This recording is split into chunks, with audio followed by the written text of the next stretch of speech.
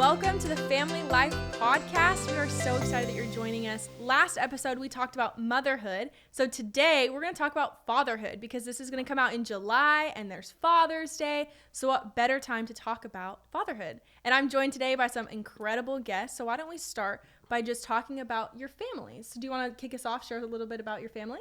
Yeah, I thought Father's Day was in June. Is that? Is it? It is, yeah, June. This episode will come out in June. My dates are just... I don't want to cut you off when you're sharing it. you're right, hey, in, right in it. We're going to be real. We're going to be honest. We'll leave that in.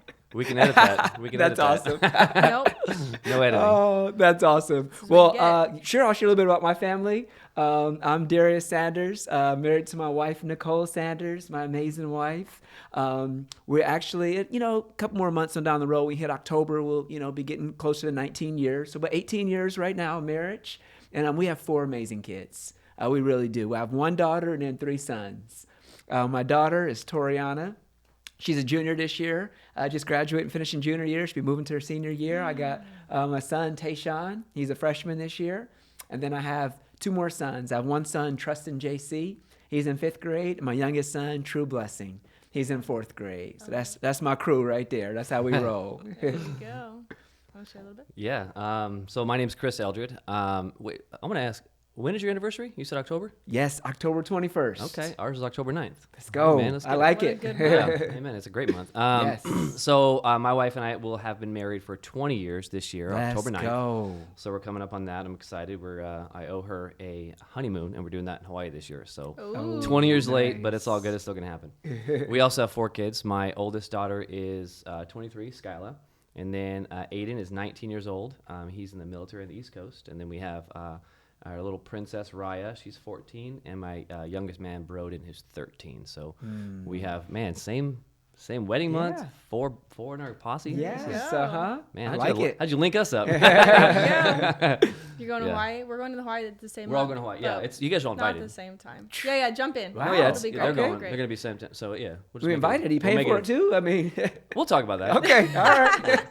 Payment I'm plan going will to pack work my out. bags now. Yeah, I'm we there. go. There we go. Well, I would love to also just hear, what is your involvement here at Palm Valley? Do you want to start? Yeah, I can start. I am involved in anything. I say yes a lot. I actually gave the message for 6, 7, 8 on Sunday of this last week, which was my first time, and it was amazing. First time on a podcast. It's a first time for a lot of things. Nice. My wife and I were we were greeters when we first started at Palm Valley almost 10 years ago. That was fun. And then I've been a mentor over in 6, 7, 8 for, 3 years, 4 years, something like that. Killing it. And then, podcast and giving messages, whatever. Really, this is, I love my job, but if I get a chance to do something like this with the church and for the kingdom, all day. You know what I mean? awesome. I'll keep Yeah. saying yes to you guys. And I think your husband knows that because he keeps asking. So, go. That's so good. Always ask. yeah. Well, I've actually been on staff here, Palm Valley Church, since August of 2004. So this August will make 20 years on staff here. So yes, been around for a hot minute. It's I've done different roles within my time here. Currently, I got a chance to oversee student ministries for a time and family life ministry for a time. And currently, I get a chance to represent out in Bucktown. I get to be the campus pastor for Buckeye campus. So absolutely love that. It's a lot of fun. Love seeing God at work just in that environment in that way. Really, really pretty special. Super awesome. Well, June is Father's Day. Yeah, there we go. I'm not a father, so I forget about the holidays and all those crazy things. Yeah, but, so does the world. Yeah. We don't forget Mother's Day, though. No. I knew what Mother's Day was. Don't worry about that. But Father's Day, and so we're going to talk a lot about being a father. And so I want to kick it off by asking you, what part of fatherhood has been the most rewarding for you? But also, what part's been the most challenging for you? Do you want to start us off? Yeah, sure thing. Most rewarding, man, I got to tell you, probably the most rewarding is just those moments when your kids say something encouraging to you out of the blue and it was like unprompted or unscripted, or they kind of give you a big hug out of the blue. I was talking about this opportunity to do a podcast, and I was talking about it with Nicole at the kitchen table, and I was like, I don't know if we're really, I'm not really sure if I should do it or not. And Trustin JC chimes in, and we're not even talking to him in a moment, and he goes, Dad, you should do it. You're a good dad. Aww. And it's like, oh my word, it just melts your heart. Yeah. Because it's like, it was so encouraging. So those moments that your kids just really do something unscripted, unprompted, it's so encouraging. I absolutely love that. That to me is a huge, gets me excited. So very rewarding when you have those moments. Most challenging.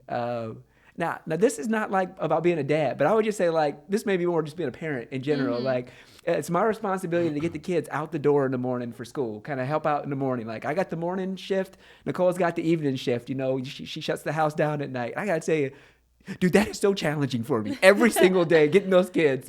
I wake them up at certain times, make sure they can get the bathroom in different times, and they got to make their lunches and, get hair done and get all their stuff ready and out the door. And I'm always telling them, hey, make your lunch the night before so you can be ready. But they don't be listening to me. They be doing their own thing. And so, like, getting out the door on time, it is super frustrating. It is so hard.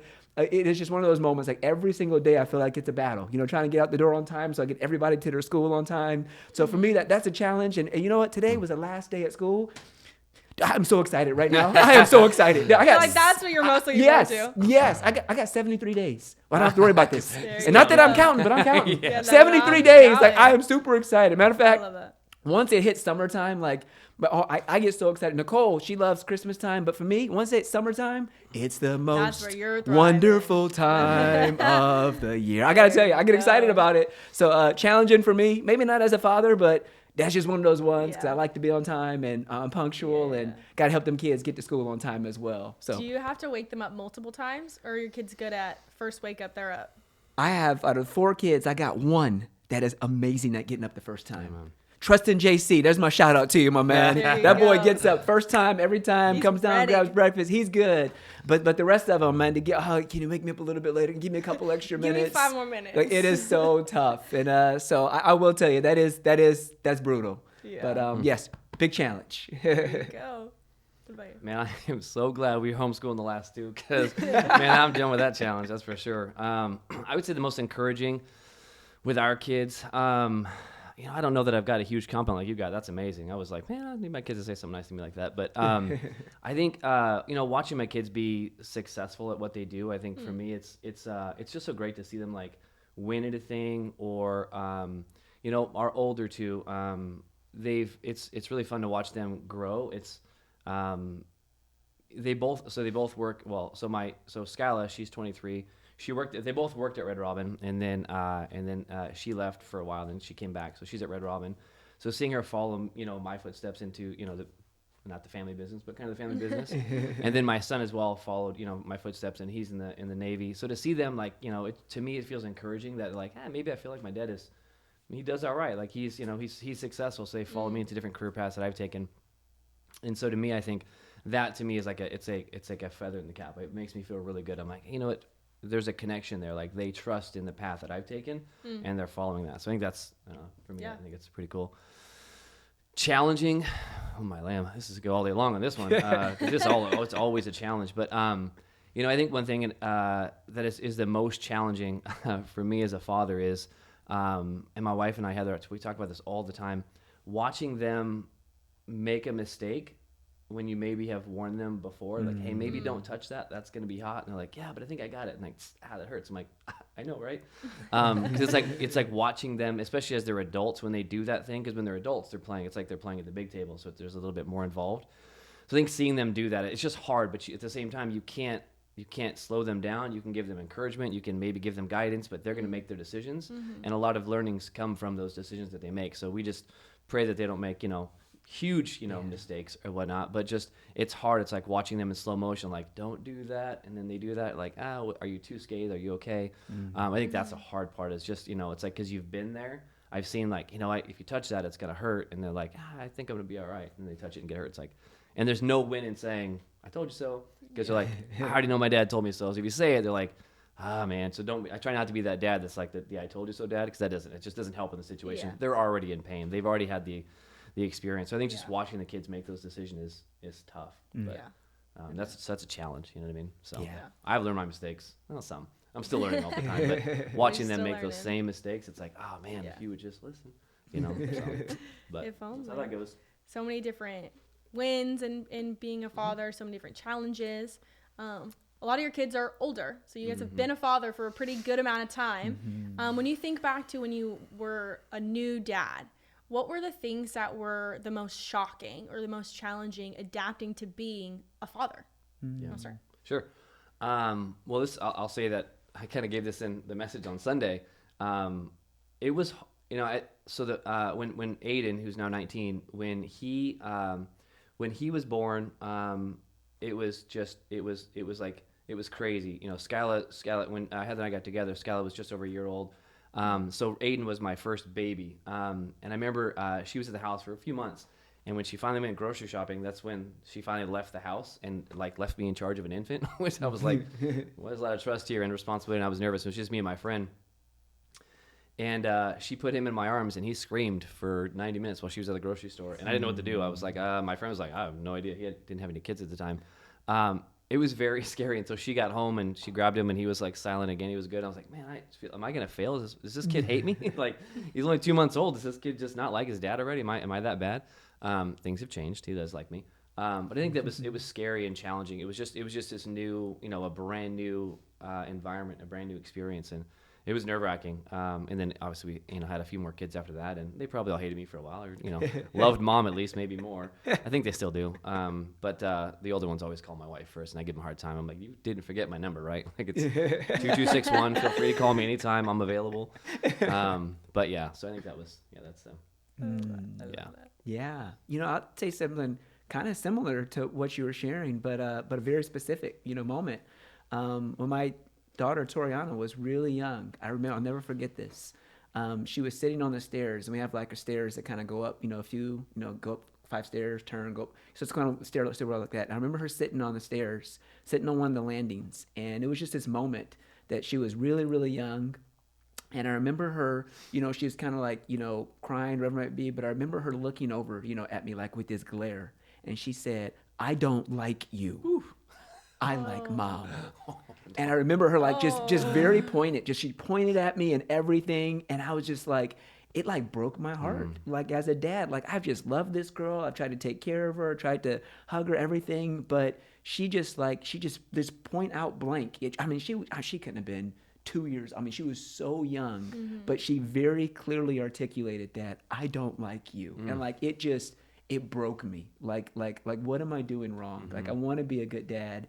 And it just makes you kind of feel fearful of even other kids in the future. I want to, what am I doing here? Yeah. But fast forward now, the girl, she's 16 now, and we have a great relationship. Absolutely love her. She loves me. It's really good. But I got to tell you, early on, it kind of brings up some insecurities inside of you, very early on, am I doing this right? And am I going to get my kids on the right track, on with me right here? So probably just some challenges early on, things like that. Yeah. I love to hear that you can kind of agree or sympathize with each other on that story of how it was when they were younger. But both of you saying your relationship with your kids now has been incredible. Yeah. And so I'd love to hear, how has your relationship with your kids grown over time? And what are the things that you've done maybe to help boost that relationship? Yeah. It definitely, the relationship changes over time. It does. And it's just I feel in every different season our kids go through, relationship kind of changes a little bit. I feel my kids were, really young. There's just more there's that parent authority. You just kind of tell them, what to do, kind of a thing. And I don't know what kind of things you guys did with your family. We did the love and logic, kind of give them some choices, options, and kind of let them choose, kind of give them some choices, and they kind of make a choice, and, the kind of consequences come one way or the other. But I know, for example, as my kids got older, I think what happened was we moved more into kind of more I'm the parent figure, you're kind of the kid authority, to more almost you guys serve in student ministries, a mentor relationship. I feel my relationship with my older kids is more of that mentor relationship. Dad's more kind of mentoring them. We still kind of give options, throw things out there, but I'm kind of hey, it's your choice, buddy. You pick what you want to do. Here's what I would do personally if I was in your shoes right here. I would get my lunch ready the night before. Here's what I would do, but it's up to you. You kind of do what you want to do. And but I feel as my kids have gotten older, we've moved to more of this kind of mentor relationship. Dad's like a mentor in their life, and I love them and care about them, but I let them make a lot more choices and decisions. And what I'm looking forward to is, you said you got, your kids are in the 20s right there. I'm looking forward to the day when we can have a friendship relationship. Yeah. We can be friends together with each other and have those conversations. But here's what I know: you can't do that too early. You can't try and be your kid's friend too early, super early on, and you're going to miss out on so much. They really need to learn and grow and instill. So I think for me, over time, the relationship kind of changes as my kids get older, and I'm looking forward to that. Eventually we can have a friendship, but right now it's kind of a mentorship of my older ones, and my younger ones is still kind of more of that parental authority. They're in 4th, 5th grade, just kind of really trying to help them out in those formative years right there. Yeah. Boy, that's a lot. It's a lot. These questions are deep. I think I've got a great relationship with my kids. And they're, so many different ages, from 13 to 23. But yeah, those, I think that relationship changes for sure. As you said, it's a mentorship / friendship. For me, I think it's something that, Heather and I have always done. And I know that I really try to lean into it is I don't leave things unsaid. And sometimes maybe the kids would rather me not. I'll often give unsolicited advice, and I'm okay with that. And they don't, I don't want to leave things unsaid as a father. I want to make sure that I tell them what, I think they should do, hear them out. But I want to make sure that I say it. And sometimes it's just advice that they might not be asking for. Sometimes it's just like with the older kids for sure. At work a lot, I'll reach out and let the people know that I work with, that I appreciate them, or they're doing a great job, and I try to make sure to do the same thing with the kids. Yeah. Just so they know, because especially these days with communication, cell phones, and text messages, getting a great text, I love you and I'm proud of you, or whatever text from dad randomly, I hope it goes a long way, because I want to make sure that while I'm thinking of them, that they know that I'm thinking of them, that I'm proud of them. That's something that for me growing up, I didn't really have that. So it's something I want to make sure I do that, with my kids. So I think that there's just so many different levels that of relationship that just change with the kids. And I think as they're older, it definitely changes a lot. I learned a lot of lessons when the kids turned 18. I think we'll talk about that at some point today. But yeah, that's a huge different thing. But yeah, I think that the relationship is good. And I love my kids, man. I always brag on my kids. And I only have my 4, but man, I brag on my kids. I got good kids. Like, we're blessed. These kids aren't crazy because, dad was different growing up. You know what I mean? So I'm just glad our kids are great. So they're really, really very well behaved, very respectful, very intelligent, very driven. It's great. I've got great kids. So, and that relationship is awesome. So yeah. Very, very happy with that. I love that kind of explanation of a little bit of passing the baton. Of when your kids are younger, it takes a lot more authority, and you should be guiding them a lot more. And as your kid gets older, giving them more and more freedom to make choices as they become their own person. I think it's such a wise approach to involving your kids in things and building that relationship and things like that. As you've parented and as you've walked through the good times, the bad times, can you share any time where you've experienced feeling overwhelmed as a father? And how did you handle that? What did you walk through in that season to walk out of that? You want to start? Sure. Maybe it's easier to talk about the times you're not overwhelmed as a father, I think. There's, and it's not because it's not just, I'm not just a father. I have a job and different relationships. I'm a husband, I'm a father, I'm a friend, I'm a son, I'm a brother, I'm all those things. And so I think it's just it's just a collective of all the things. And so I think, for me, I think the overwhelming piece is probably that I've experienced, at least, because Heather's done a great job. She's raised, I work a lot, and then she's done an amazing job at the house taking care of the kids. So I think, but there's chapters of our life where there's the overwhelming feeling. And I think when we were young, and we had, our 4 kids, and there was a time in our life where Heather was a nanny as well for, I think it was like 4 other kids. So I think at the time we had 3 kids, and Heather was pregnant with Broden, and she nannied for like 4 other kids. So there were 7 kids in the house, and I had obviously a full-time job, and she was pregnant. And I think that was probably the most overwhelming time. And I'm speaking just from my perspective. I can only imagine how Heather was, because I know Heather's a lot like me, where she doesn't say no a lot; she'll say yes often. And she doesn't want to disappoint anybody. And so I know when it came to that point where I was like, hey, we need to make some changes. We're both overwhelmed and we're drowning for sure. I said, we have to just change the way we view our finances, and you need to quit. And she's like, I can't do that. I said, I got it. So I called the parents that she was nannying for. I said, hey, we have to put our 2 weeks notice in or whatever, and say, hey, we've got to end this because it's too much. She is growing our 4th addition to our family. It's a big deal. And I think there was overwhelming on both sides. And I think when we came to that point where she had her last day, with all these other kids, and was able to kind of focus on just our family, it was probably one of the most overwhelming situations that was probably one of the bigger reliefs for our family. It was a big deal, but I think a lot of it came down to, hey, we're just going to change the way we look at finances. So we're not going to, there's nothing extra here and there, as we just, we got to go through it, and it is what it is. So I think that was very overwhelming for both of us. But it was just a decision that we made, and I think it was a great one, and I believe Heather would agree. and she has not nannied since. I think she's all set. You know, there's different seasons you go through where you feel overwhelmed for different reasons.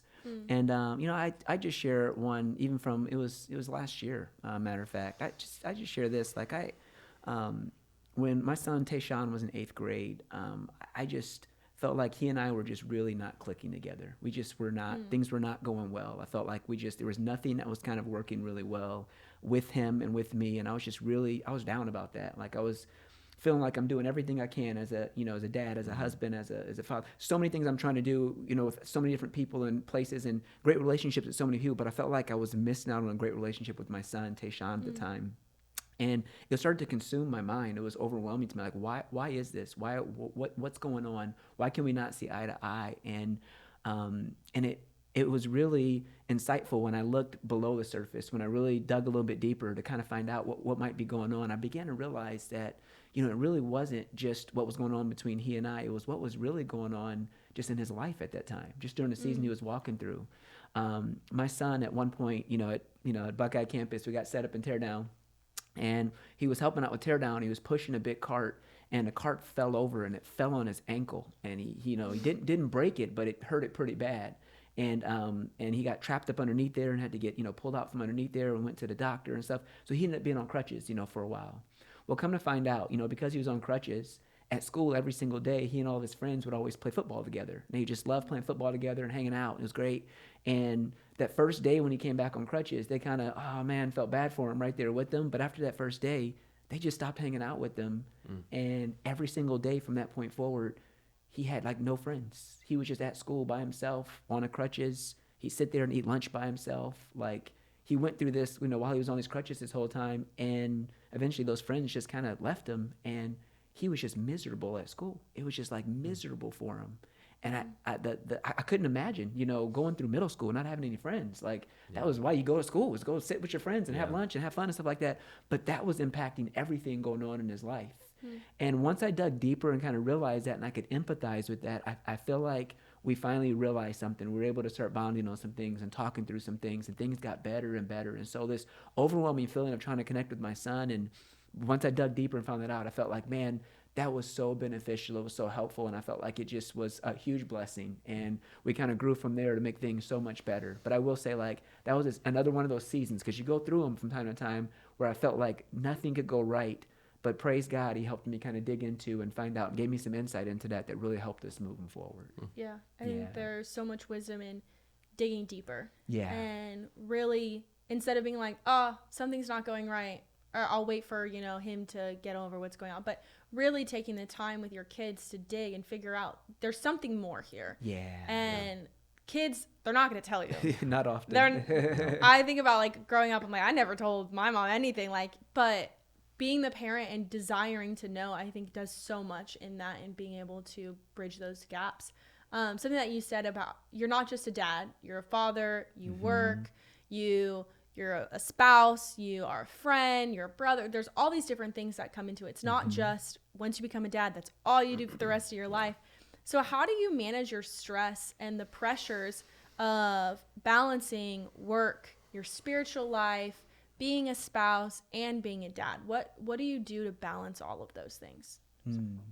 Yeah, with all the different roles and things, I think the thing for me that I've really learned over time is, for me personally, it's not about time management. It's more about energy management. And I think this is something for me that's really just helped me kind of learn and grow in this. Like when it boils down to it, like for me, like my spiritual growth, my time with God, I do that first thing in the morning, like, because that's when I'm at my best. I get up first thing in the morning, I spend time with God, and that to me fills me up, and I feel like, all right, I'm ready. Let's go get this day to day now. But like, I want to give God my best. When I'm at my best, I have great energy right there. And then, then I got to get them kids ready for school. So just know, it's a drain right there for me. But Zaps it. But I'll tell you what, I get to work and I give it my best. I want to give it my all. I want to always be able to leave and go, man, I gave it all that I got there.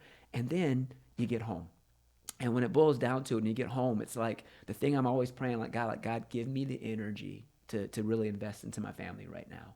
Because I don't want my family always getting my leftovers. I don't want them always getting dad's too tired to do anything, because I wake up super early and I like to go to bed earlier than they like to go to bed. But I want to be able to kind of give them my all. Matter of fact, just yesterday, I was tired, long day, got back and everything, and I'm wrapping some things up. I'm washing some dishes, like just trying to get, some things ready in the house. I was just about to grab some dinner, grab something to eat.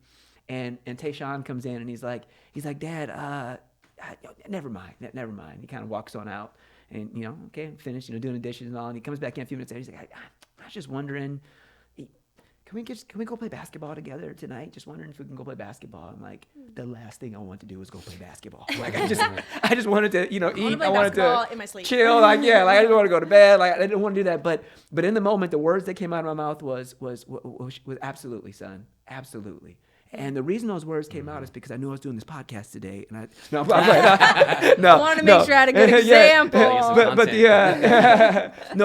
absolutely, son, because what I didn't want is for him to, once again, I don't want him always feeling like, well, it's the end of the day and dad is tired and, I'm bugging him, I'm bothering him. I wanted to go do something that he would enjoy doing, and that's something he enjoyed. So I absolutely, son. And so what ended up happening was I ended up taking him and True Blessing, we went to go play basketball that night and having a great time together. It was fantastic. And I was just praising God that he gave me the energy to invest into him. So it's just that, for me, it's that energy management. If I can manage my energy throughout the day, I feel like the different bursts that I have of energy, everybody gets my best. And nobody feels like they're getting my leftovers or getting what I have, that they're getting the best of me. And I want my kids to walk away and have that feeling that one day when they leave my house, one day they feel like dad didn't just, and it's especially important to me being a pastor. I'm going to tell you that, to be honest with you, because a lot of kids walk away with these pastors' PK stories of my dad was never there. He was always gone. He was always doing stuff for other people, but he was never there for us. I don't want that to be my kid's story. I want them to walk away and go, my dad was a pastor, but he was always available. We spent time together. We had a good time. I really want them to have a different kind of story. So for me, it's the energy management. I love that. That's interesting. Never heard that before. I like that. For me, I think, Heather and I talk about this a lot because it's a lot, right? It's a lot. I mean, when I got here, AJ was like, hey, how you doing? I said, I'm trying not to make the news. And I mean that because it's just crazy, with all the things going on and whatever. But I think it's, for me, I heard this phrase and I actually said it on Sunday, but work to live, don't live to work. And I think for me, it's trying to find that balance of, with all the things that we have going on, I need to make sure I make time for myself. So I learned this lesson. Gosh, it must have been I should have learned it 20 years ago, but I didn't. I'm a slow learner, but I learned it probably about 5 or 6 years ago, maybe a little bit more. But I've notoriously been terrible at taking vacations.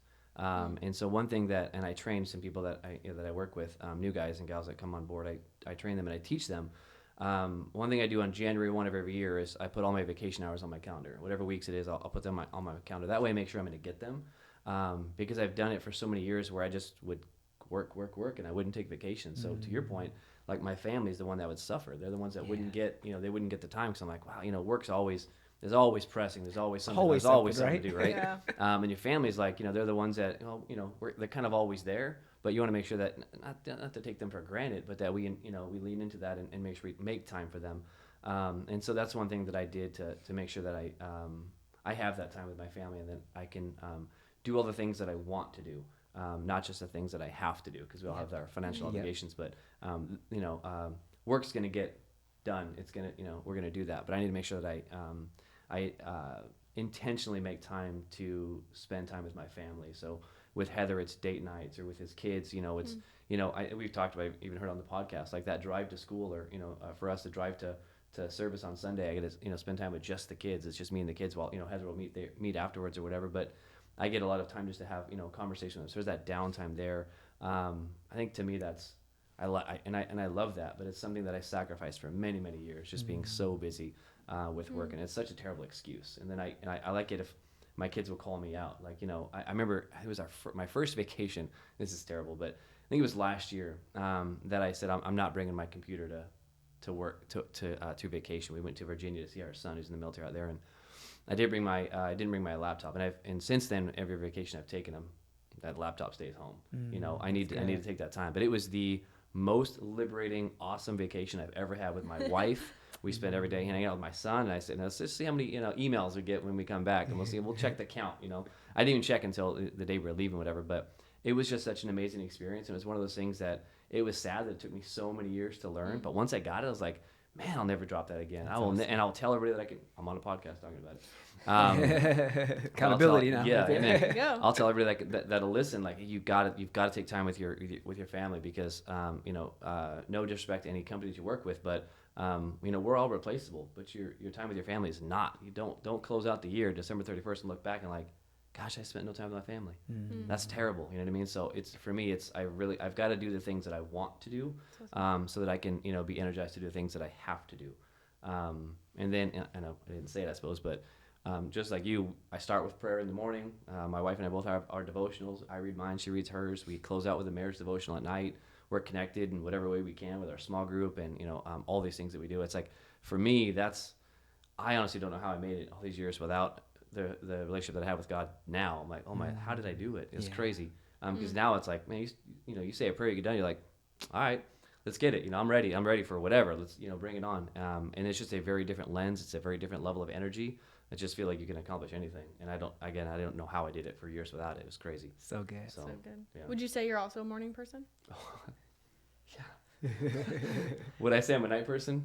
If a night person goes to bed about 9:15, yeah, all the way up to about 9:15. That's when, I'm a 4:30, 5 o'clock guy every day. I don't sleep. Sleep in's like 5:30 maybe if I can sleep until 5:30. Sleep. It's amazing. What time do you wake up, Darius? Do you really want to know? I am curious. Okay, so most days I'm up at 4. Sometimes it could be 3:45, 3:30, and I'm like, all right, let's get it. So I get up really early. I'm not the best at sleep. I'm not a sleep expert. I love to just get up, but I feel like I'm wasting time if I'm just laying in bed. Me too. I'm missing out. Yeah, me too. So I love to just get up and get the day going. But yeah, and you know what? Just naturally over time, I don't even use an alarm clock. I just wake up. I'm like, all right, 3:58, let's go, and just get started. See, I can't do 3:58. 5 o'clock all day long. But if it's like 4:30, if I get up earlier, I'm like, I am worthless the rest of the day. I'm like, I'm just tired. I can feel it. I know you're like, oh my gosh, 5 o'clock, like really, but that's I just... get up at like 6:30. Hey, nothing the matter with that. There's nothing the matter with that. Yeah. Zach, however, is a morning person. Yeah. He could be up at 4 every day. I'm like, oh, I need to get better at it, being more of a morning person. But I do like that energy balance versus time management. I think that's definitely something that some people will look at and be like, wow, I never thought about it, because sometimes you can balance your time really well, but all the time that you're balancing for this one activity, you're exhausted and you're tired. But really trying to think through, when am I best? When am I giving my best energy is going to make sure that you're using that time wisely and you're really pouring into people, not at your weakest every single time, because that's the time of the day that I assign for this thing, and it's always when I'm exhausted. But really thinking through that lens is super awesome. As you talked about, you both start your day off with God, and you have a small group, and you pour into your family and all these different things. And how do you like, what are the things that you feel like pour into your marriage? Because a lot of times kids take up everything, and you spend a little bit of time with your spouse. I love that you talked about you guys do devotionals together, but your marriage is so pivotal to having a healthy family. And so I would love to hear, just as a father, how do you pour into your marriage? How do you pour into your wife and really make sure that that's the most important relationship in your life? Yeah, absolutely. Heather and I do everything together. Anybody that knows us knows that we do everything together. And this has been since day one. Really, like, to say she's my best friend is an understatement. Like, she's my absolute best friend, and she's the one. I even told her, I think it was last night, I said, man, you're the only one that calms my heart when I get home. Like, it's just crazy all day long at the restaurants and all the things that I do. But, man, I get home and just give her a hug, and I feel like my heartbeat, my resting, it's down. I'm like, good. Oh, God bless. It's just one of those things. But we do everything together. And so, like everything. When our friends would want to hang out, sometimes in the neighborhood, like, hey, you want to come over and hang out? And, I'm like, yeah, sure. We'll be over in a minute. You know what I mean? And the operative word is we. Like, it'd be a bunch of guys and then Heather and I. And I was like, I don't know how you guys get down, but she's my best friend, so wherever I go, she goes. So that's just the way that we do it. And so, and we just make sure that we are invested, like, with we have communication and conversations around things that we want to get involved in, like with our small group. That's something that we chose we want to do together. Let's host a small group, or definitely be part of one with part of the marriage ministry. We had a conversation. Should we get involved in this? Is this something? Is it too much, or are you interested in this? And I said, well, we've almost been married for 20 years, so maybe we can help out other couples that are getting married. And so we do that together. So it's like we just try to find things that we can do and do it together. I know even when we coached Broden's football team last year, who went undefeated 8-0. Oh, right? Let's go. She was there every game, and she was supporting every game, and she was, it's just whatever we can do together. Like if there's 2 seats, like guaranteed she's with me. And so it's just that, to me, it's that aspect of that absolute best friend. And she's I guess ride or die, right? She's always there with me, always by my side. And yeah, I think I don't want to do it without her. You know what I mean? It's like, it's kind of, it's boring. So if I'm doing something, it's like, where's my wife at in this? Like, this is lame. You know what I mean? So I think it's just. Is she in the car right now? Just waiting. She's just waiting. Did you see her in there? She's taking a nap. No, she's at home. She's at home. Oh, no, that's so cool. I tell you what, my wife, Nicole, is amazing. She is so special to me. There is the phrase, behind every great man is a great woman, that my wife really is. She really does. She loves me. She supports me. And what's so great is and this was kind of cool for us from the start.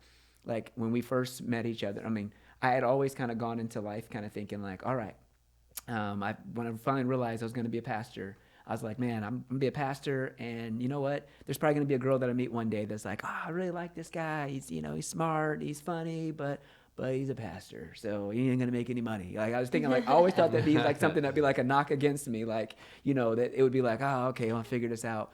But here's the coolest thing: when I met Nicole, we get conversations and we talked and everything, God had always, spoken into her heart and let her know one day she was gonna marry a pastor. And specifically at that time, it was a student ministries pastor. That's who she was going to marry. And so and she didn't come to Christ to her teenage years, but for that next season of time, that's what God had spoken into her life. And there's even people in her life, honestly, that she thought, man, this could potentially be the one, but they weren't a youth pastor. And she thought well, God, this is no person for me. So the coolest thing was going into this and meeting her and realizing this was something that she was like, he's smart, funny, and he's a pastor. It's like the icing on the cake. That was just amazing, because what it allowed for us to do is to do life and ministry together, side by side. That's cool. And she has always loved, we call ourselves, we're ministry nerds. We enjoy doing ministry things together. We always love leading student ministries together, leading groups together. To this day, we still lead an adult small group together, with each other. And we just work together with each other to get things ready and to prepare and share. We do life together, and we love it. And I would have it no other way. And what's so cool, my wife, she is just, she's so amazing to me. I tell you, here's the one downfall of the school year ending right now. Sometimes what me and my wife would do to just kind of get extra time with each other is because all of our kids are in school right now. Some days she would get up in the morning with me to go drop all the kids off for school. And after we drop all the kids off for school, we just go spend a date day together. Yeah. We just go spend a date day together with each other up until all right, 3:30, let's get back to go pick up those kids from school. Then we head on back and pick up the kids from school after that. And those are just amazing days. Just time to be able to spend where the kids are already taken care of for the day and you get to go enjoy some time together. And I love that. So we invest into our marriage in those ways. We find those moments to spend with each other. We try to pray with each other every single day, and it doesn't always happen.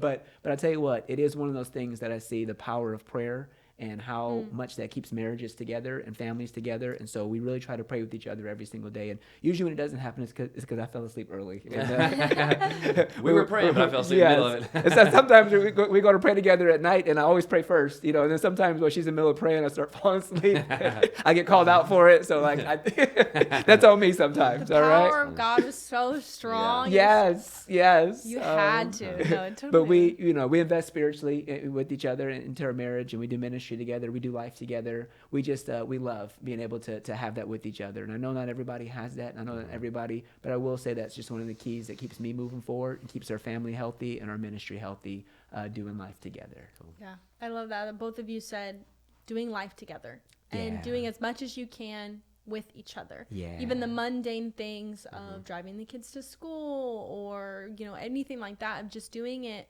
together is what breeds a healthy marriage. And I think we can get so caught up in the day-to-day things of life, or, you know, I'll just drop off the kids, you don't need to be there, or things that we forget to foster that relationship and really pour into our spouse, which is such a pivotal thing. Like I say, I feel like I've said it on every single episode, but it's such a pivotal relationship for the health of your kids. I would love to hear, as you are a father, how do you feel like being a dad has changed you? How is just raising kids changed you as a person? Darius is laughing, so you can start. Well, honestly, I think once you become a parent, you realize this. Like, honestly, it's made me aware of just how selfish I am. That to me is what being a parent has done for me. Like, you don't realize like how selfish you are until you have kids, and then you realize like, oh wow, it's not about me. And so often we want to make it about ourselves and about our comfort or whatever it might be. But once you have kids, you begin to realize like how much energy and time and effort and attention it takes into them. And you realize whenever you don't want to put that in, it's because you selfishly want something for yourself. And I feel like one of the most unselfish things you can do is actually to have a child. I mean, because now it's not about you anymore. You know, just with being selfish, like I'll tell you this. Okay.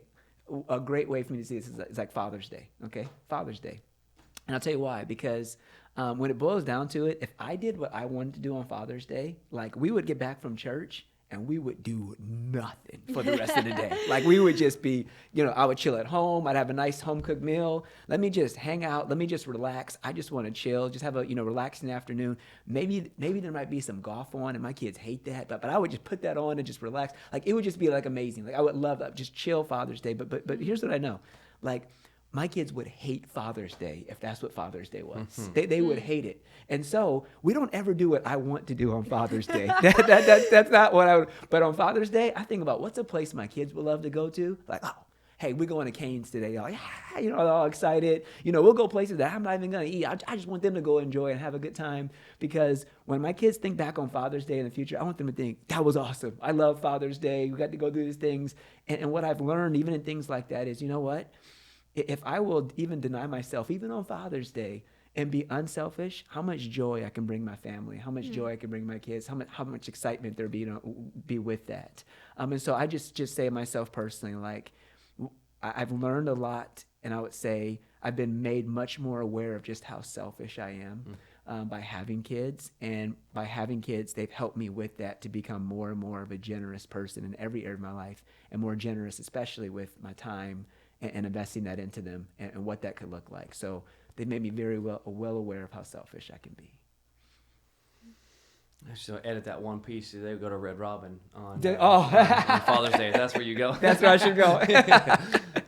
For me, I think it changes everything. It changes your perspective on life. It's like you said, it's not about you anymore. Now it's about your kids. Yeah. And for me, it's, you know, just the realization that they're always watching. Yep. They're always watching, and you every move and every motion, everything that you say or do, or the things you don't do, you're making an impression on the kids, whether you want it to be that way or not. That's so true, bro. Like we'll be having a conversation, me and Nicole, and then all of a sudden, one of my kids would chime in. I'm like, I didn't even know you were listening right now. Like, yeah, but you're right. They're always listening. I was like, yeah, what? They're always watching. Like, always watching. Hey, welcome to the conversation. I don't know what. Come on, get a closer seat if you're gonna have input. But I think that's something that it just changes the way that you that everything that you do, because you know, not say you have to watch what you say, but you have to at least consider what you say, because it's, you know, whether you're trying to make an impression or not, you just never know. My wife says it all the time. She's like, I can't have an adult conversation with, like, you know, her girlfriends or whatever, because there's always a child running around somewhere listening. I'm like, geez, and it's not like, you know, she's saying anything inappropriate, just wants to have an adult conversation. I remember that was the biggest thing. Like for me, I would rather have a kids conversation, because I'm talking to adults all day long. You know, I'd rather just hang out, you know, and listen to what my kids say. And she's like the exact opposite. So sometimes, like to your point, like, you know, like on, you know, getting out on a date or whatever, like sometimes that's just what Heather and I'll do. It's like last time I was like, hey, you want to go check the mail? I mean, it's 30 yards away, but we do it together. So it's like, let's go check the mail. Like, it's our time away, you know? Yeah. The dogs are the ones that care. They're at the door, like, waiting, like, hey, you guys come back? Like, we'll be right back. We're checking the mail. Dogs. But I think it just changes the way that you live your life, because I think you're living your life for so much more. And for me, it's, you know, with 4 kids, it's, you know, did we set them up? Did we give them guidance? Did we lead by example? Did we give them something to be inspired by? Did we, you know, did we say the things that need to be said when they needed to be said? And was there enough gravity in that it rang true to them? And so I reflect a lot on, how did I impact my kids today? Just like I do with work. How did I impact people that I work with today? And how did I impact my kids? Was it in a positive way or a negative way, or have I not talked to them? Like I told my daughter, or I think I texted my daughter last night. I said, "Hey, you still live here, right?" Because she's working a lot and I'm working a lot, and she goes, "Yeah, kind of, but I was working a lot." So it's just making sure that they know that I'm thinking of them, because I need them to know that Dad didn't forget about them. Dad's busy with work, and you're busy with your life, especially the older ones. Yeah. The older ones, it's like they're living through their windshield now. It's no the younger ones. They're in the house. It's like you have authority per se over them, but the older ones. They're the ones that they're living their life through their own windshield and their perspective. And I just want to make sure I'm still somewhere on their spectrum. Like, Dad's still around. Dad's it's like I don't want them to forget about that. So I think it's just it changes the way that you look at. I think literally everything. And to your point, like I am that typical dad. I'll say no a lot. I say no a lot. You want how much money? Like, don't touch the thermostat, like that dad. Like, don't touch the thermostat. You don't need that. You don't need this. Like, relax on the money thing. Like, you learn how to make some money. You can't make money. Yes, you can. I got 20 jobs lined up. Let me know when you're ready. But try to be that dad. But it changes the way. Like Heather's probably the most giving person I've ever met. Like, she's always thoughtful, and how can we give the kids this or that, or thinking about friends or family, and making something impactful for them. And it doesn't always cost money, just a thoughtful thing. And so I think it just changes the way you. I think it changes the way you look at life. You're just there's more importance, and I think, like I said, the biggest thing is they're always watching. So watch what you do, watch what you say, and watch what you don't do, and watch what you don't say. I love when people say, more is caught than taught. Yeah. And so often your kids, they learn the most when you don't even think you're teaching them something. Yeah. And so being always aware that you are always on display for them is a huge thing to just be in your mind as you're leading, as you're loving on your kids. I said this yesterday. This is probably the kids' least favorite thing to talk about, but it's the important thing, which is discipline. And so as we talk through this, how do you discipline your kids? How do you go about teaching them? Because like as we talked about a little bit earlier, especially when they're younger, you have to step into that more. You have to be that authority figure that's helping them learn. It's not always fun, but how do you go about discipline in your family? This is a really good question right here. And I will just, first of all admit, like, I'm not the best. I'm not the best at disciplining my kids. I'm really not. And, there are certain things that I'm, that I lock in on and I'm good with, but there's certain things that I'm not the best on. And I'm a time person as well. For example, like if we're heading on the way to school in the morning, I may be frustrated, but I try not to throw that out in the moment right there because, I don't want them to ruin the rest of their day at school. I'm thinking like, okay, I'll just talk to them about it when they get back home or whatever. Then they get back home and I'm like, they're okay. Yeah, I don't need to share that after all. Like, so there's certain moments where I feel like I should discipline or lean in, and sometimes I don't. But I will tell you this.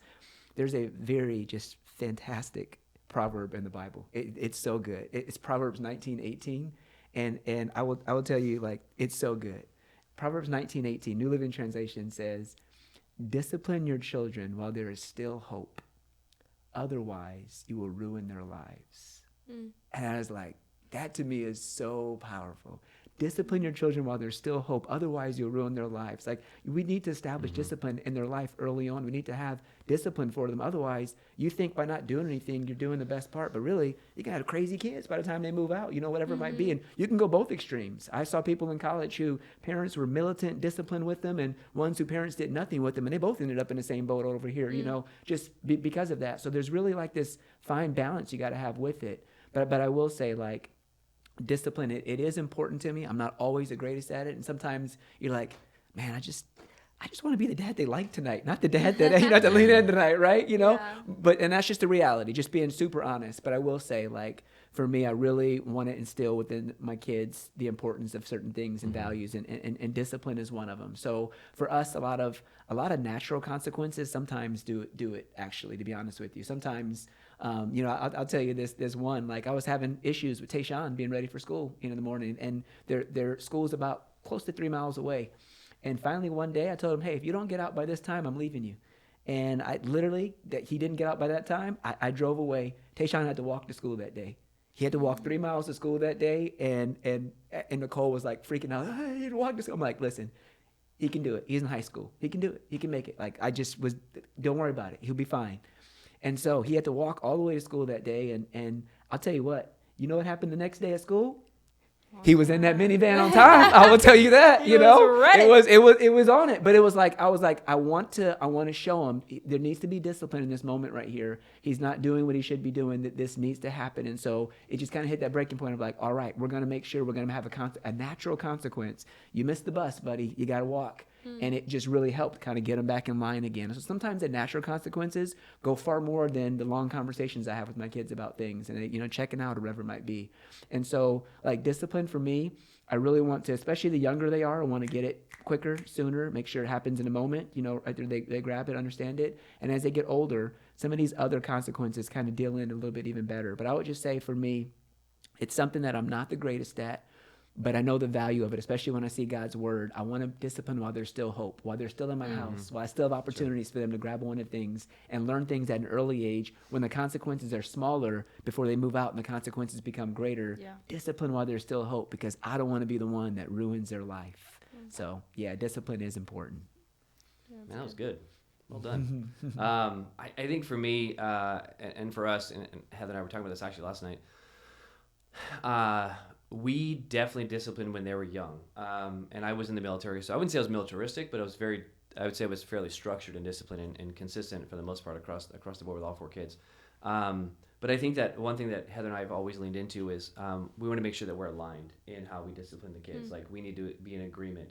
And we talked about this at the very early on years of our marriage. Like, hey, let's talk about discipline. Like, and we literally did that. And I was like, and I'm very thankful that we did that, because it wasn't like, we were out of alignment with what we think punishment should be for a kid if they missed the bus or they, disrespected or whatever. And I think the biggest, some of the, when you get compliments from other parents, like, man, you've got some very respectful kids, pleases and thank yous and just respectful. I'm like, oh, amen. This is great. It's like when you get it from somebody else, because I didn't give them cash to say that. They said it. And to us, I think that was always a big win, just in the way that the kids responded to, just being in public. Because, we live in public, and sometimes you see kids like, oof, that kid needs some of that, that early discipline, because he or she's going to be crazy when they get older. So I think, Heather and I being very aligned with what discipline looks like and being consistent. And I'll say, I'm also not perfect, and I'm also not great at it. And Raya is the one that I always had a hard time disciplining, because she was like my last little girl, and she was like, oh, Daddy, I'm sorry. I'm like, what do you need? How much money do you want? Yes. The rest of the boys It's like, a lollipop. yeah. The boys like, no, get out of here. But the girls like, what? Here's my cash. Here's my wallet. Take whatever you need. So true. It's very hard. I don't know what it is, but I mean, it's probably just the little princess, perspective. But that's her mom would come in and she could help out, balance it out. She's like, no, don't think about it. Don't go dad. Don't go to dad. You come to me, because there you go. The puppy dog guy is like, oh, what do you need, sweetheart? You're good. You can't do no wrong. Yeah. But I think just consistency is what's really helped out. Yeah. And then for us, we have 19 and 23, and I think to see where they're at so far, with the amount of discipline that they had growing up, that they're both flourishing and doing well. Like, Skyla's got a big girl job, and she's doing a great job. And then Aiden's in the military, gaining more structure and whatnot. So to see that they've made that path as an adult so far has been good. I think the biggest thing is when someday we get grandkids, to see like, oh, let's see what transitioned into the discipline of the grandkids, and how, are they rambunctious and crazy when they came over? Are they like, oh, they good, respectful little kids. You know what I mean? So I think that'll be the true test to see how they the impact next their generation. Kids. Yeah. I love that you talked about that. You and Heather talked about discipline, and you have a lot of conversations, because the way that we're brought up and the way that our minds work, we don't always see eye to eye with our spouse on how we should discipline our kids. And the worst thing is to disagree and to leave it as a disagreement and to bring it in front of the kids or anything like that. So how do you handle when you and your spouse disagree on discipline? How do you have those conversations? How much do you let the kids see or not see when you don't agree on things? Yeah. Well, I will tell you, we're very much so, kind of what you're sharing right there. We just kind of have a phrase that it's okay to be divided in private, but we have to be united in public. And that's just something that we just, try and keep in mind. Like, and we may have disagreements about exactly how one of us went about disciplining one of our kids or something like that. We may not, like, I don't know if I would have done that, or that may have seemed a little harsh, or that may have seemed like, I don't really know. But we don't say that in front of the kids in the moment when it's happening. You just allow it to happen. Like, okay, all right, that's what we're doing right now. Like, you just kind of go with it. But then you talk about it later on. Like, hey, what did you notice right there? Do you think that worked? Do you think, I don't know? And we'll have conversations about it. So not everything do we have that just aligns perfectly. Like, and if they do A, then the consequence is B. Like, you don't always have that down. Yeah. And you don't always have the time to talk about it before having, sharing this with them, as well. So there's not always that exact perfect unity or alignment. But we are really good at having the conversations about it if we need to, later on. And so for us, that would be just a really big key for us. It's okay to be united in private, divided in private, but we have to be united in public, because when we're in front of our kids, we got to have that united front. We got to be able to show them, hey, we're in this together, and this is what we're talking about right now. We're on the same page with each other, mom and dad. Yeah. Good. Yeah, I would say exact same. I think that there's many, times where, with disciplining 4 kids, whatever, that we've had to make sure that we're on the same page. And if we're not, that it's definitely not in front of the kids. Because if they see a break in the ranks, like, oh, there's my shot right there. Like, you guys have to agree on this. It's like no. So we're very united. We make sure that and sometimes there's let's talk about discipline together, and then we'll go and talk to the kids afterwards. So it's more of a let's have a conversation, just you and I, whether it's in the bedroom or whatever, and talk what does punishment look like for this situation. And that way, when we address the kids, it's it's coming from a solid, united front. Not. And I say, like the big ones, yes, the big ones, we're going to go talk about that first, and then we're going to come. It's the in the moment ones sometimes that I feel like something happens, you say it, and you're like, I don't know if I should have done that. Yeah. Oh, for sure. But I'm with you. Yeah. And sometimes I'll have a conversation with Heather. If she says something, I'm like, I think we should do more. Like, maybe it's time to take away a phone or unplug the internet and see what happens. See when they lose. See when they lose their minds. That right there, like taking electronic away. Yeah. That's torture. It's that the is worst. like the absolute torture. Like for us, they will do anything to keep that electronic. Yeah. Like, oh, what did I do wrong? Yeah. Like, please. Yeah. It's so the equivalent of put them in a corner these days. You don't have to put them in a corner anymore. Just take their laptop away or their computer. You take that away, and it is like, the end of the world. I saw something one time that said, "Don't take their phone, take their charger." Oh, that's hilarious. And then just watch them as they go. There's only 10%. Yeah. That is hilarious. Oh, it's terrible. that is torture. I don't know.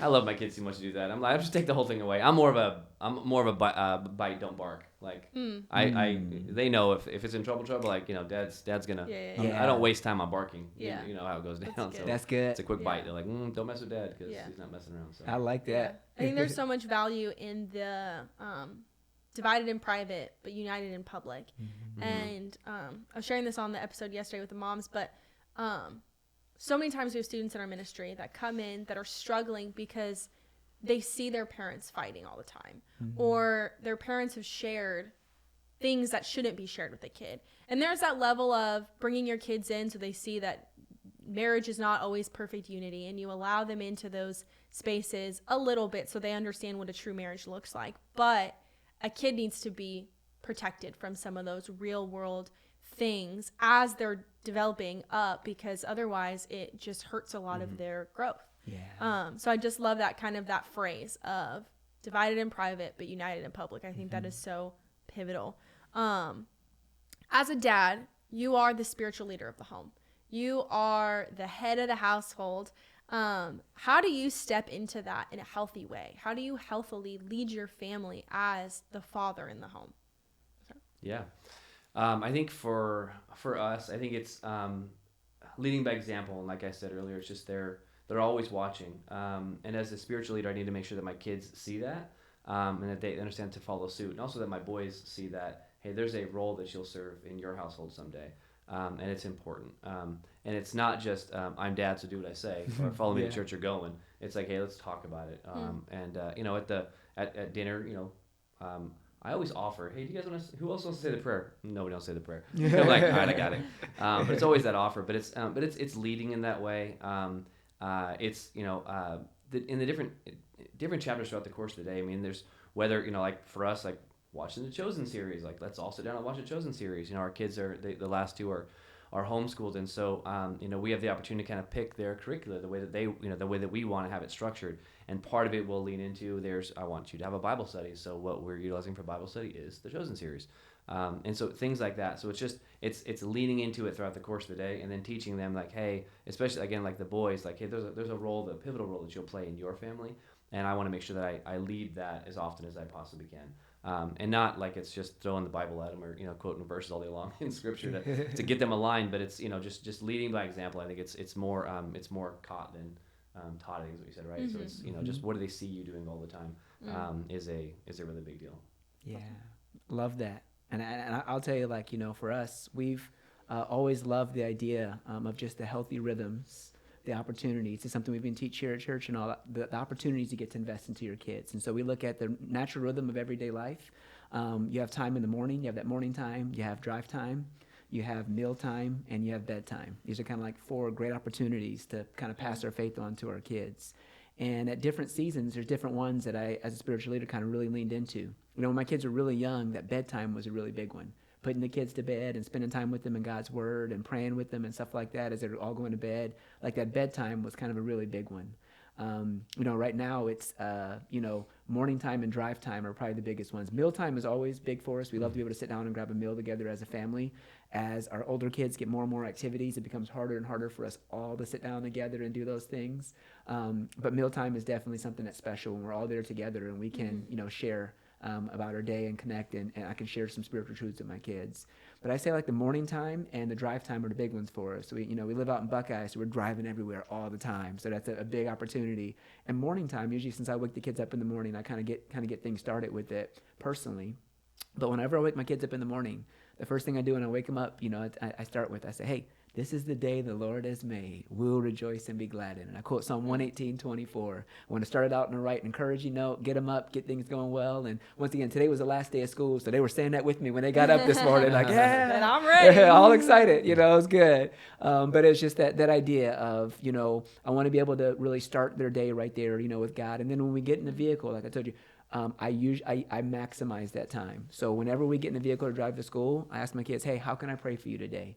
And I get specific prayer requests from all of my kids. I want to find out how I can pray for them because they let me know what's going on in their world, what's going on in their life, what matters to them, what's important to them. So we will ask, I'll get all their prayer requests. Dad will pray for them there in the morning as we're heading on out.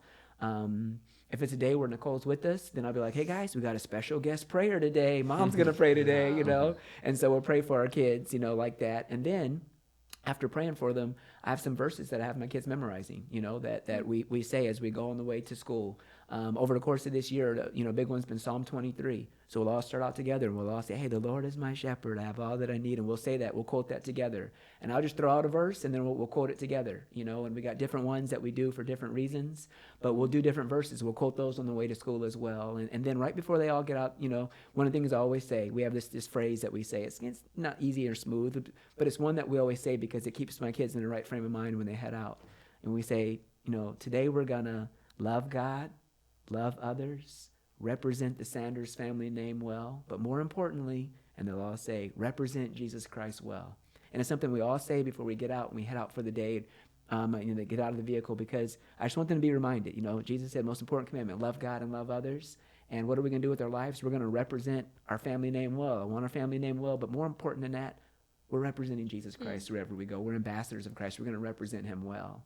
So for me, I feel like as a spiritual leader, I'm always instilling these truths, these values into my kids, and I maximize. I look for the moments, the opportunities. There's like, this is a natural rhythm right here for my kids to be able to do this. I don't, try to find a moment where they're all enjoying electronics and like, hey, Bible study time, put those things away, like making them hate, studying the Bible and all. Yeah. But if I can find it a natural rhythm to be able to share with them, I feel like it goes so much further. And my kids really enjoy that when we can do that together. And I'll have some times at mealtime where it'll go longer because I'm sharing, hey guys, here's something God taught me in my time with God today. And I'm sharing it with them, and I will, call them out on that as well, which is huge. Like, for example, summertime's coming up right now. So my kids know before you can get an electronic, you have to make sure you spent time with God and that your jobs are done before you can get an electronic. Mm-hmm. And so they know Dad's going to hold them accountable for it because I'm asking them, hey, what did God teach you in your time with him today? let me go get my Bible right now. You know, so they know it's coming. So I hold them accountable for it as well because it's important, because it's valuable. This is more important than anything else you're going to do today. So I want to see you invest that time right away with it. So as a spiritual leader, Dad, I try and really instill those things within my kids. That's good. As you pray, as you drive to school, do you close your eyes? That's a great question. Just take the wheel. He's not gonna answer that one. He's like, next question. Gotta have faith. That's awesome. That's so funny. As we talk about instilling these values, both parents are so important for a kid, but there's something so important about having a father present and about being a good father for your kids, because as a dad, God is referenced as our Heavenly Father. And so when we think of God, we think of our fathers. And so there's a lot of weight that comes into that as you are raising your kids. And so I would love to just hear some wisdom, some advice on how do you invest into that relationship? How do you foster a relationship with your kids to make sure that you are representing God as a father well? I know for me and my kids, and this is just kind of just one of the ways that I invest into them, you know, personally, is I try and this is maybe just even just advice for, you know, just, you know, people as well with your kids. I always try and think of all of my kids as their unique masterpieces, like each and every one of them. That's the way God created them. You know, for you're God's masterpiece. He's created you anew in Christ Jesus to do the good things he planned for you long ago. They're all unique masterpieces. And so I feel like because my Heavenly Father has a personal relationship with me, he knows me, he cares about me, he loves me. I feel in the same way I try to have a personal relationship with all of my kids. So they know that Dad cares about them, or I lean into who they are, their love language, what really speaks to them. I love that because what I feel like it does is it shows them, yes, you're all my kids and I care about you all and we're going to do some things together as a family, but as well, I love you so much. I know you so well. We're going to do some very specific things that kind of show my love for you. That's going to really, you know, really spell this out. Like, for example, like Trust in JC.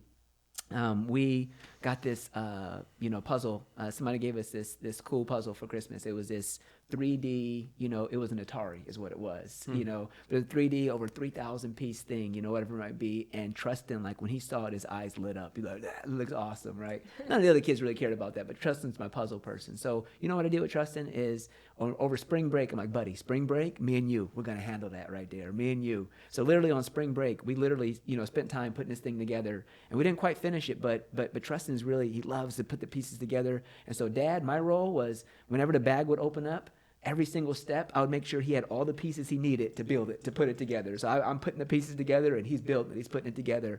But he and I, we're spending hours together on this. We're connecting, we're investing in this way. I'm pouring into him, and he's seeing his dad as his father, loves him, spending time with him, investing something that he would enjoy doing. And it just kind of shows him, man, Dad really loves me. He cares about me in this way right here. And so I just think with all of my kids, I find the things that really speak to them, the things they enjoy doing. I find ways to do that and invest into them that way. And as we have moments and times like that, I get a chance to speak spiritual truths into their life, or just showing them, you know, by my time and my investment, you're valuable to me. You matter to me. I love you so much. And so I think when they can get a picture of their dad willing to uniquely invest into them, I think they can see their Heavenly Father as well, uniquely loving them and investing into them too. That's good. That's good.